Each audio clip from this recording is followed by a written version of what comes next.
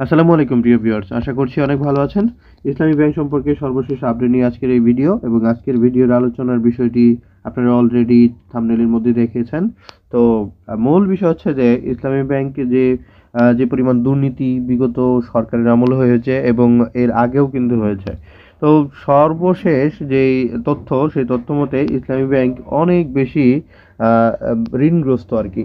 তো এত টাকা সে কিভাবে আসলে ব্যালেন্স করবে, তার জন্য সরকার অনেক সময় তাকে ইনসেনটিভ দেয়, যে বলে যে তোমাকে এত টাকা দেওয়া হলো, তুমি এই ধকলটা কাটিয়ে ওঠো। তো বারবার এই জিনিসটা ইসলামী ব্যাংকের সাথে ঘটেছে, এবং যারা কর্মচারী বা কর্মকর্তা তারা কিন্তু অনেক সময় এটার ভুক্তভোগী হয়েছেন। মানে 2-4 জনের দুর্নীতির জন্য পুরো ইসলামী ব্যাংক যে স্টাফ আছে তারা সবাই কিন্তু এটা সাফার করে। আচ্ছা, যাই হোক।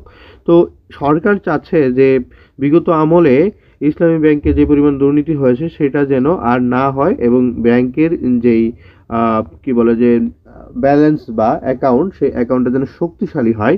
তার জন্য মোট 5টা ইসলামী ব্যাংককে একীভূত করে সরকার ইউনাইটেড ইসলামী ব্যাংক করতে যাচ্ছে আর কি। এই ব্যাংকটার নাম হবে, একক ব্যাংকটার নাম হবে ইউনাইটেড ইসলামী ব্যাংক। আর এখানে বর্তমানে যে 5টা ইসলামী ব্যাংক আছে সেগুলোকে এখানে এটার সাথে যুক্ত করা হবে। এই 5টা ইসলামী ব্যাংকের মধ্যে আছে সোশ্যাল ইসলামী ব্যাংক লিমিটেড, মানে SIBL। তারপরে হচ্ছে ফার্স্ট সিকিউরিটি ইসলামী ব্যাংক FSIB। তারপরে আছে এক্সিম ব্যাংক। এরকম টোটাল 5টা ব্যাংক আছে যেগুলো বর্তমানে ইসলামী শরিয়া অনুসারে চলতেছে।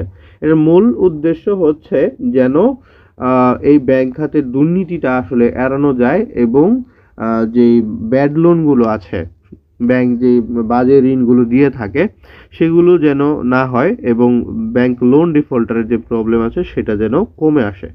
এই ছিল আজকের ছোট্ট আপডেট। পরবর্তীতে আরও ভিডিও জানতে পরবর্তীতে আরও আমাদের থেকে ভিডিও পেতে আমাদের চ্যানেলটিকে সাবস্ক্রাইব করে রাখুন। আল্লাহ হাফেজ।